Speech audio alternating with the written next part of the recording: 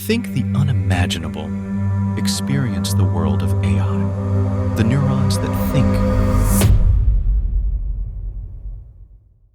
The driverless car is here. Sensors and software allows it to move through the city on its own. On its own? Really? Well, yes, it does. Finally. I say finally because for years, car companies promised cars that would drive themselves. We're all set for auto control. Here's a GM concept car from 70 years ago, hands-off steering. But the driverless car kept not happening until now. Now Google has harnessed artificial intelligence to create a car called Waymo, which stands for Way Forward in Mobility. The self-driving car will change our lives. It works kind of like Uber. You open the Waymo app, request a ride, and within minutes, a driverless car just shows up. The wheel moves itself, like a ghost is driving. No one needs to sit in the front. There is nothing more exciting than getting in the back of a Waymo for the first time, and then watching the steering wheel just turn itself. Regulators in San Francisco and Phoenix allow this because Waymo cars can handle all sorts of difficult situations, like making a left turn on a busy road. There could be oncoming traffic, and you're turning into that traffic. And so you've got to time the gap between vehicles. Waymo correctly waits for cars. They drive mellow, they take side streets.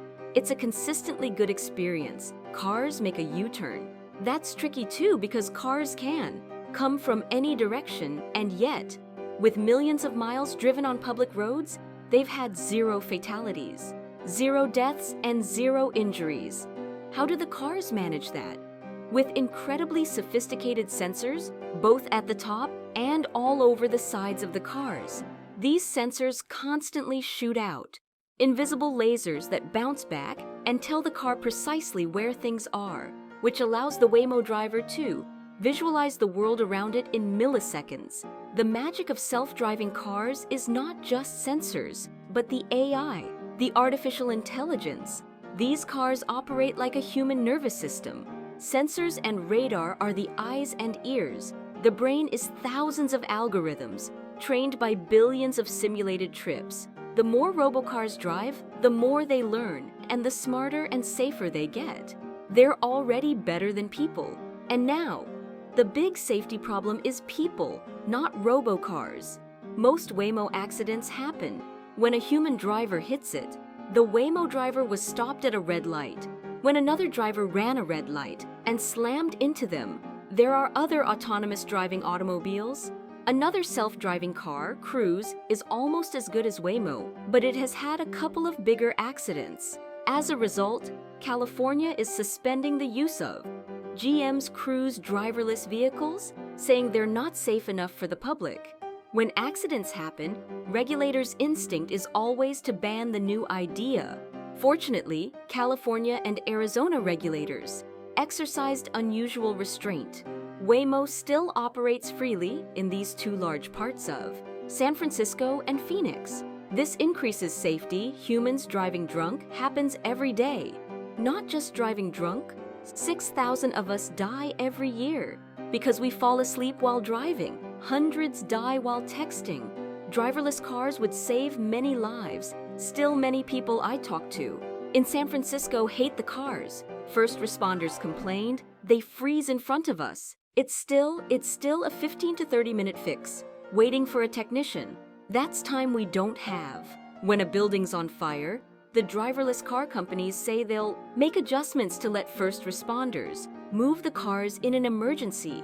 We've heard that too, but it hasn't happened. They're not perfect in every possible scenario yet. What if a hacker gets into Waymo and hacks 1,000 robotaxis at once to go off the road?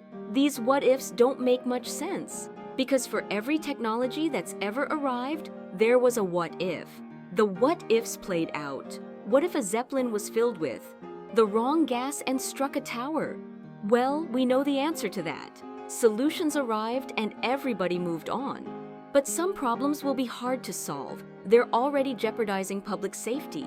People fear robots and change. In San Francisco, some people say, self-driving cars are just bad. I think a car should have a person behind the wheel. Some activists stop the cars by putting cones on them because the car's sensors see the cone. As an obstacle, the car just stops until a technician arrives to reset them. But cones won't disable cars forever.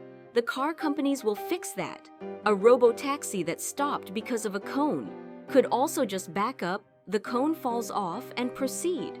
Other human problems will be harder to fix, like calling 911. Lots of people love driverless cars. I loved it, and it stops people from drinking and driving. I hope regulators allow self-driving cars to become the norm everywhere. This technology can save thousands of lives.